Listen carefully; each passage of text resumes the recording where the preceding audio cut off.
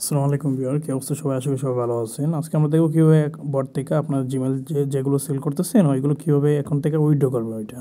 তো অ্যাকাউন্ট থেকে উইথড্র করার জন্য যদি অপশনটা এরকম থাকে, তো এই জায়গায় মেনু অপশনে ক্লিক করলে আপনাদের অপশনগুলো চালু আসবে।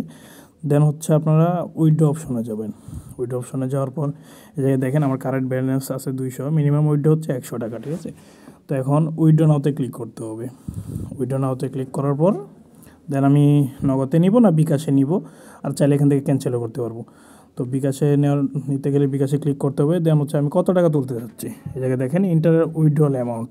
তো মিনিমাম তো 100, আমি 100 নিতে চাচ্ছি বর্তমানে। তো 100 সেন্ড করলাম।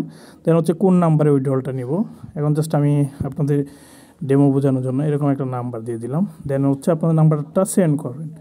সেন্ড করার পর দেখেন অলরেডি উইথড্র সাবমিট হয়ে গেছে।